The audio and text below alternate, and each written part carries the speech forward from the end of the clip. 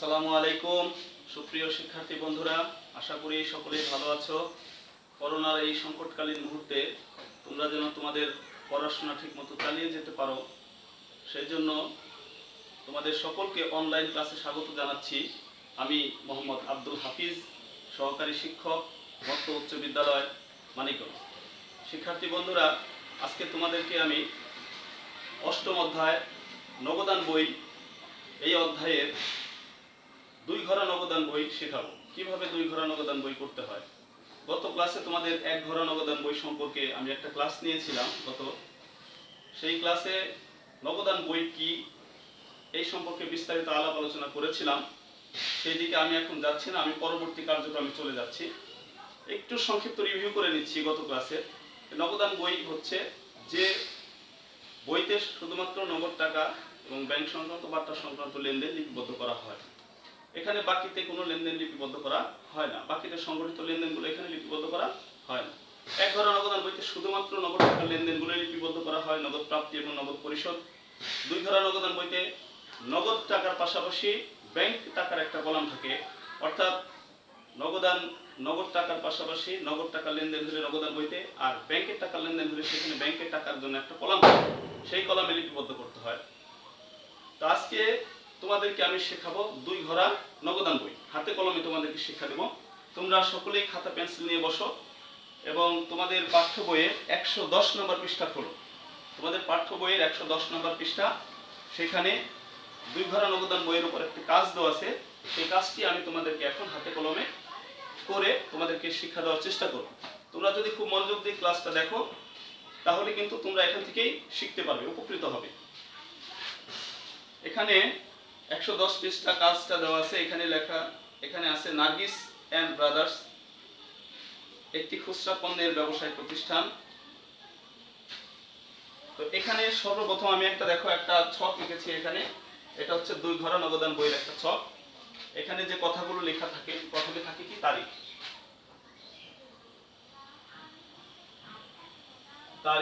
এরপরে ঘরে হচ্ছে প্রাপ্তি, এরপরে হচ্ছে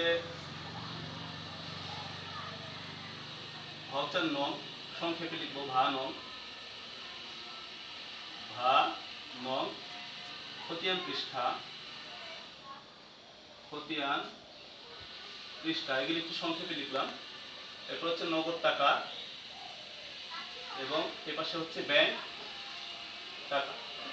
প্রথম টাকার কলাম হচ্ছে নগদ টাকা, এরপরে হচ্ছে ব্যাংক টাকা। আবার তারিখ এবং তারিখের পরে এই পাশটা হচ্ছে প্রদান, আবারও ভাউচার নং এবং খতিয়ান পৃষ্ঠা, নগদ টাকা,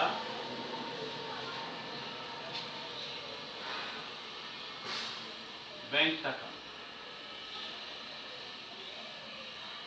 নগদ টাকার পরে ব্যাংক টাকা। এটা হচ্ছে ক্রেডিট পাস, এটা হচ্ছে ডেবিট পাস।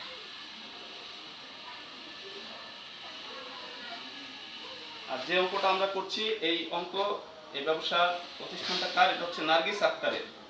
নার্গিস আক্তারের ব্যবসা প্রতিষ্ঠানের নামটা এখানে লিখতে হয়। নার্গিস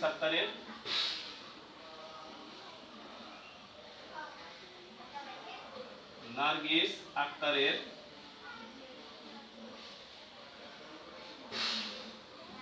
দু ঘরা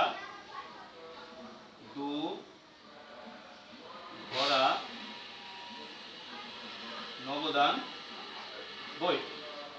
এটা হচ্ছে নার্গিস আক্তারের দু ঘরা নগদান বই।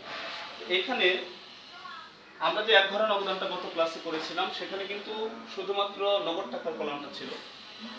এখানে নগদ টাকার কলাম পাশাপাশি ব্যাংক টাকার কলামটাও থাকবে। এখানে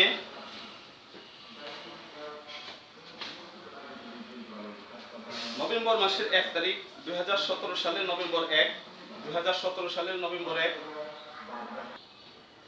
নার্গিস আক্তারের দুই ঘরা নগদান বই। তো এখানে হচ্ছে ডেবিট পাসটা হচ্ছে প্রাপ্তি, যদি নগদ টাকা অথবা চেকের মাধ্যমে কোনো টাকা যদি প্রাপ্তি ঘটে অর্থাৎ টাকা যদি আসে, তাহলে এই প্রাপ্তি পাশে অর্থাৎ ডেবিট পাশে বসবে। টাকা আসলে ডেবিট পাশে বসবে, নগদে আসলে নগদের ঘরে, আর চেকের মাধ্যমে আসলে অবশ্যই ব্যাংকের ঘরে বসবে। আর যদি কোনো কারণে তোমার কাছ থেকে কোনো লেনদেনের ফলে টাকা যদি চলে যায়, তাহলে সেটা এই প্রদান পাশে অর্থাৎ ক্রেডিট পাশে বসবে। সেটা যদি নগদে চলে যায় তাহলে নগদের ঘরে, আর যদি চেকের মাধ্যমে টাকাটা চলে যায় তাহলে অবশ্যই ব্যাংকের ঘরে বসবে। এইটুকু মনে রাখতে পারলে কিন্তু দুই ঘরা নগদান বই করাটা অত্যন্ত সহজ হয়ে যাবে। আরেকটা জিনিস বলি, এখানে কিছু কিছু লেনদেন আছে যেগুলো দুই পাশেই বসবে, যেমন কন্ট্রাইন্টি যদি ব্যাংকে টাকা জমা দেওয়া হয় এবং অফিসের প্রয়োজন বা কারবারের প্রয়োজন ব্যাংক থেকে টাকা তুলে কারবারে আনা হয়, এই দুইটা আইটেমকে কন্ট্রাইন্টি বলে। এটা উভয় পাশেই লিখতে হবে। এটা আমি তোমাদেরকে এই অঙ্কটা পড়ানোর সময় তোমাদের শেখাবো। তো আমরা শুরু করতে যাচ্ছি। তোমাদের পাঠ্য বইয়ের 110 পৃষ্ঠার কাজ, নার্গিস এন্ড ব্রাদার্স এর দুই ঘরা নগদান বই। এটা Nargis and brothers, Nargis and brothers এর দুই ঘরা নগদান বই। তো প্রথমে কি বলা আছে দেখো, নভেম্বর মাসের 1 তারিখে হাতে নগদ ও ব্যাংকে জমা যথাক্রমে 7,000 টাকা ও 5,000 টাকা। তাহলে বছরের প্রথমে যদি হাতে নগদ টাকা থাকে সেটা ব্যালেন্স বিডি নামে বসে। কোনো মাসের বা বছরের শুরুতে যে হাতে নগদ টাকাটা থাকে সেটা ব্যালেন্স বিডি নামে বসে। 2017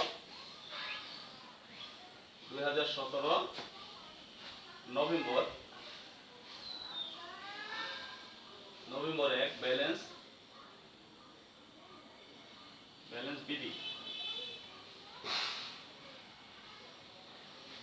হাতে নগদ টাকা 7,000। এই নগদের ঘরে আমরা বসাবো কত?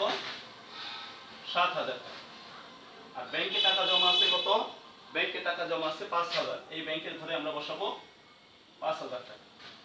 এখানে তোমাদেরকে একটা কথা বলে রাখি, হাতে নগদ সবসময় ডেবিট পাশে ব্যালেন্স বিডি নামে বসবে, কিন্তু ব্যাংকে যদি কখনো বলা থাকে ব্যাংক জমাতিরিক্ত, তাহলে কিন্তু সেটা অবশ্যই এই ক্রেডিট পাশে ব্যালেন্স বিডি নামে বসবে। ব্যাংক জমাতিরিক্ত মানে হচ্ছে যে ব্যাংকে যে পরিমাণ টাকা জমা ছিল তার চেয়ে বেশি পরিমাণ টাকা এখানে উত্তোলন করা হয়েছে, এটার নাম হচ্ছে ব্যাংক জমাতিরিক্ত। ব্যাংক জমাতিরিক্ত যদি থাকে, ব্যাংক জমাতিরিক্ত মানে হচ্ছে যে পরিমাণ টাকা জমা ছিল তার চেয়ে বেশি পরিমাণ টাকা উত্তোলন করা হয়ে গেছে, এরকম যদি ব্যাংক জমাতিরিক্ত নামে থাকে অথবা ব্যাংক ওডি নামে থাকে, ওডি মানে ওভারড্রাফট, এই ওডি নামে থাকলেও সেটা কিন্তু ব্যালেন্স বিডি নামে ক্রেডিট পাশে ব্যাংকের ঘরে বসবে। এই বিষয়টা কিন্তু অবশ্যই মনে রাখতে হবে তোমাদেরকে। তো আমি প্রথমে বলা আছে ব্যালেন্স বিডি, অর্থাৎ যে কয় টাকা হাতে এবং হাতে নগদ এবং ব্যাংকে জমা ছিল সেটা ব্যালেন্স বিডি নামে বসালাম। এরপরে নভেম্বর 2 তারিখ পণ্য ক্রয় করে চেক প্রদান। শিক্ষার্থী বন্ধুরা, প্রথমে তোমাকে মাথায় এটা নিতে হবে যে পণ্য ক্রয় করলে অবশ্যই তোমার নগদ টাকা কি হয়েছে, তোমার প্রতিষ্ঠান থেকে বাইরের দিকে চলে গেছে, তাহলে প্রদানের ঘরে বসবে। তাহলে এখানে আমরা তারিখ দিব 2017 নভেম্বরের কয় তারিখে এটা ক্রয় করা হলো? নভেম্বরের 2 তারিখ 4,000 টাকার পণ্য ক্রয় করা হয়েছে। তাহলে আমরা কি লিখব? ক্রয় হিসাব।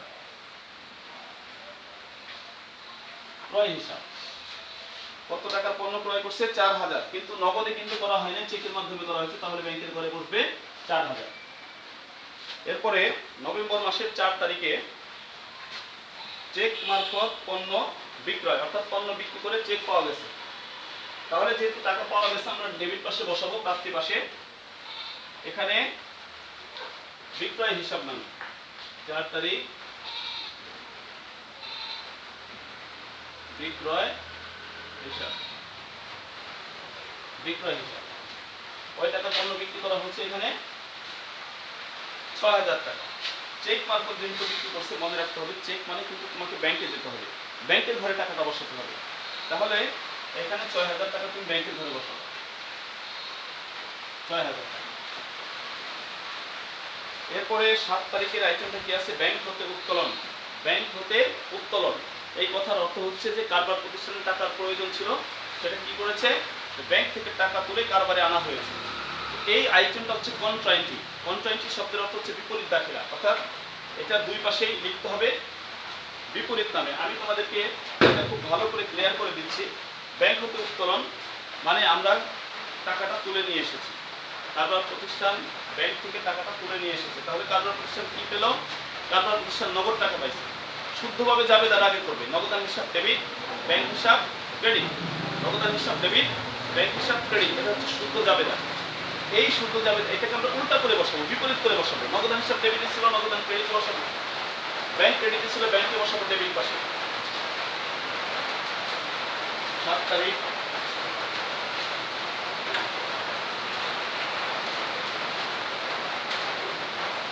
ব্যাংক হিসাব এবং খতিয়ান পৃষ্ঠা করে সিলিপ মানে কন্ট্রাইনটি। ব্যাংক হিসাব টাকাটা বসাবো অবশ্যই নগদে 3000 টাকা, 3000 টাকা নগদে। আর ক্রেডিট পাশে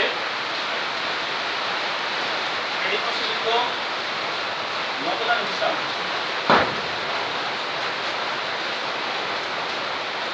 নগদান হিসাব খতিয়ান পৃষ্ঠা করে সি, টাকা বসাবো ব্যাংকের ঘরে, টাকা বসাবো ব্যাংকের ঘরে। অর্থাৎ শুদ্ধ জাবেদা যেটা হলো, সেই শুদ্ধ জাবেদাটাকে আমরা কি করবো? শুদ্ধ জাবেদাটাকে আমরা উল্টা করে দুই পাশে বসাবো। শুদ্ধ জাবেদাকে কি করবো? উল্টা করে। নগদান হিসাব ছিল ডেবিটে, নগদানকে বসে দিলাম ক্রেডিটে। আর জাবেদা করার সময় ব্যাংক হিসাব ছিল ক্রেডিট, ব্যাংক হিসাবকে বসালাম ডেবিট।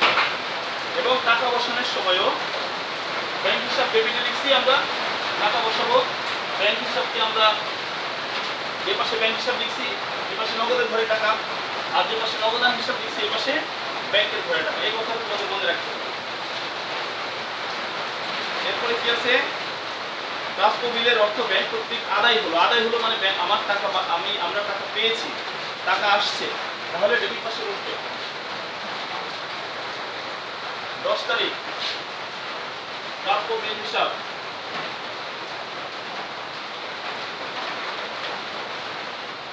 প্রাপ্য বিলের হিসাব, টাকা পাওয়া গেছে এজন্য ডেবিট পাশে বসবে। এটা যেহেতু ব্যাংক কর্তৃক আদায় হয়েছে তাহলে টাকাটা অবশ্যই ব্যাংকের ঘরে বসবে,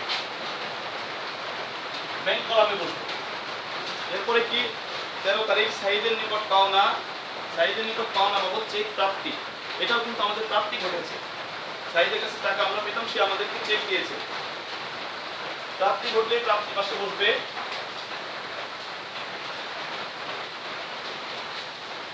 সাইদের হিসাব,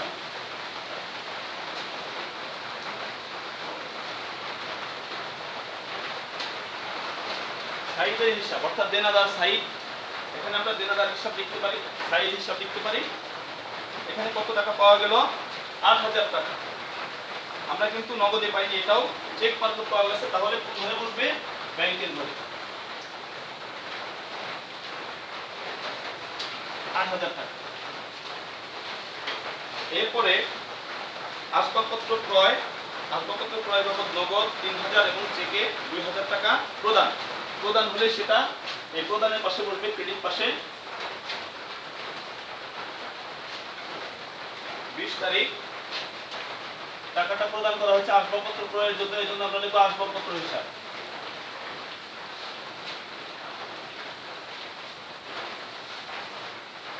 আসবাবপত্র হিসাব এটা দুই ভাবে টাকাটা প্রদান করা হয়েছে। নগদে 3000 নগদের ঘরে বসাবো, আর চেকের মাধ্যমে 2000 এটা ব্যাংকের ঘরে বসাবো।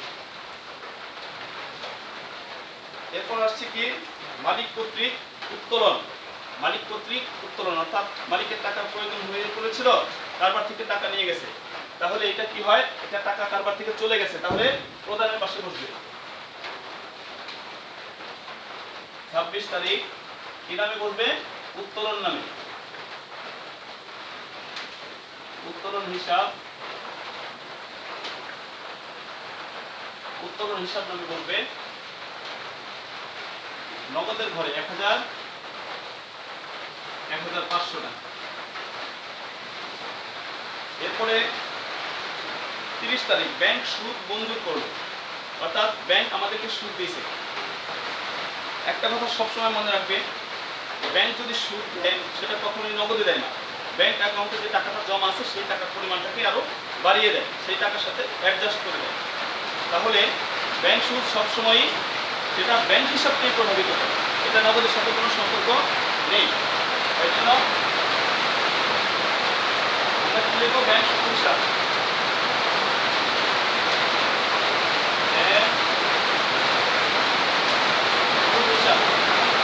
কত টাকা? 500 টাকা। এই 500 টাকা কিভাবে করবে? ব্যাংকে খরচ করবে। ব্যাংক সুদ হিসাব করবে না, ব্যাংকে খরচ করবে। ব্যাংক সুদ হিসাব, ব্যাংক সুদ হিসাব এটা পাওয়া গেছে, এর জন্য ডেবিট পাশে বসলো। যেহেতু এটা ব্যাংকের মাধ্যমে পাওয়া যায় এর জন্য ব্যাংকের কলামে বসলো। এখন সবগুলো আইটেম কিন্তু আমাদের বসানো শেষ। এখন আমরা কি করব? আমরা যোগফলটা নির্ণয় করব। টাকার কলামগুলো আমরা যোগ করে প্রবৃত্ত নির্ণয় করব। নগদান বই, নগদান, 2 ঘরা নগদান, 3 ঘরা নগদান বা 1 ঘরা নগদান সবসময়ই এই নগদ টাকার কলামের ডেবিট পাশটা বড় হবে, সবসময় ডেবিট পাশটা বড় হবে। এই জন্য ডেবিটের যোগফলটা আমরা নামাবো। 7,000 আর 3,000 যোগ করলে কত হয়? 10,000। এই যোগফলটা আমরা এই ক্রেডিট পাশে নামাবো 10,000। এরপর কি করব? এই 10,000 টাকা থেকে আমরা এই পাশে দেখব কত টাকা আছে। অর্থাৎ আমার জমা হলো 10,000 এবং খরচ হলো কত? খরচ হলো 3,000 আর 1,000, 4,500। তাহলে এই 10,000 টাকা থেকে 4,500 টাকা বাদ দিলে 5,500 টাকা হাতে নগদ আছে। 5,500 টাকা। এটা গেল নগদ টাকার হিসাব। এবার আমরা ব্যাংক টাকার হিসাব করি। ব্যাংকের ক্ষেত্রে কিন্তু ডেবিট পাস বা ক্রেডিট পাস যে কোনো পাশে বড় হতে পারে, যে কোনো পাশে কিন্তু বড় হতে পারে। এই জন্য তোমাকে আগে হিসাব করে দেখতে হবে। আমার এই অঙ্কের ডেবিট পাশের যোগফলটা আমরা একটু দেখি। 5, 6, 11, 12, 13, 13 আর 21 আর 500, 21,500। এই পাশটাই বড়, 21,500। এই বড় যোগফলটা দুই পাশে নামাবো, 21,500। এইবার দেখবো ক্রেডিট পাশে কত আছে। 4,000 আর 3, 7,000, 9,000। এই পাশে হচ্ছে 9,000। তাহলে 21,500 থেকে 9,000 টাকা যদি আমি বাদ দিয়ে দিই তাহলে কত হয়? 12,500। 12,500 টাকা এই পাশে ব্যালেন্স। এটা সব সময় মাসের শেষ তারিখে দিতে হয়। নভেম্বর মাস অবশ্যই 30 তারিখের মাস, 30 তারিখে শেষ হয়ে যায়। তাহলে আমরা শেষ তারিখে বসলাম 30 নভেম্বর। এখানে কি লিখব? Balance, balance CD, balance CD. এই ব্যালেন্সটা আবার পরের মাসের 1 তারিখ, নভেম্বরের পরের মাস হচ্ছে ডিসেম্বর। এই ডিসেম্বর মাসের 1 তারিখে আমরা এখানে স্থানান্তর করব। নভেম্বরের পরে হচ্ছে ডিসেম্বর। এই যোগফলের নিচ দিয়ে লিখব ডিসেম্বর, ডিসেম্বর 1, ডিসেম্বর 1 ব্যালেন্স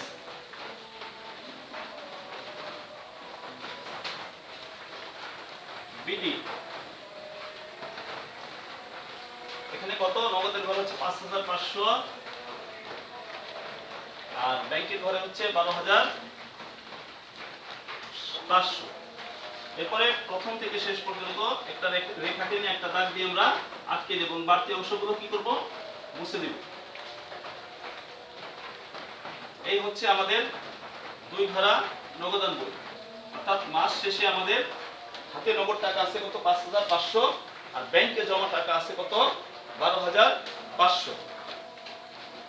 এবং এই পরবর্তীতে আমি 3 ধারা নগদান বই তোমাদেরকে শেখাবো। 3 ধারা নগদান বই এবং 2 ধারা নগদান বই কিন্তু এই আইটেমগুলো বসানোর নিয়ম কিন্তু সম্পূর্ণ একই।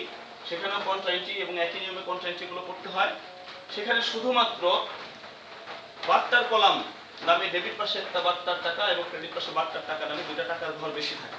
বাকি সব কিছু কিন্তু 2 ধারা নগদান বই এবং 3 ধারা নগদান বই একইভাবে করতে হয়। সুপ্রিয় শিক্ষার্থী বন্ধুরা, এই ক্লাসটা তোমরা মনোযোগ দিয়ে শুনবে, বারে বারে শুনবে। তাহলে আশা করি তোমরা 2 ধারা নগদান বই নিজে হাতে কলমে পড়তে পারবে। এবং করোনার এই বিপদকালীন মুহূর্তে তোমাদেরকে একটা অনুরোধ করব আমি, যে তোমরা ঘরে অবস্থান করো। তোমাদের পড়াশোনার যেন চালিয়ে যেতে পারো সেই ব্যবস্থা আমরা অনলাইন ক্লাসের মাধ্যমে করব। এবং স্বাস্থ্য সুরক্ষা তোমরা সবসময় নিশ্চিত করবে। মনে রাখবে যে তুমি যদি কোনো কারণে ভাইরাস এফেক্টেড হও, তাহলে তোমার দ্বারা তোমার সারা পরিবারটা কিন্তু এই ভাইরাসে আক্রান্ত হয়ে ভীষণ সর্বনাশ হয়ে যেতে পারে। এই জন্য নিজেকে সুরক্ষিত রাখবে। তোমরা জাতির ভবিষ্যৎ, তোমরা সবসময় নিজে সচেতন থাকবে এবং পরিবারের সদস্যদের এবং অন্যান্যদের সবাইকে সচেতন করবে। তোমরা শিক্ষিত হবে, তোমাদের অনেক সমাজের প্রতি দায়িত্ব আছে, সেটা তোমরা মেনে চলার চেষ্টা করবে। এবং যদি প্রয়োজনে বাইরে যেতে হয় অবশ্যই মাস্ক পরবে এবং সব নিয়মিত হাত পরিষ্কার করবে, হ্যান্ড স্যানিটাইজার ব্যবহার করবে। তোমরা সকলেই সুখে থাকো, শান্তিতে থাকো, নিরাপদ থাকো, এই প্রত্যাশায় আজকের মতো বিদায় নিচ্ছি। আল্লাহ হাফেজ।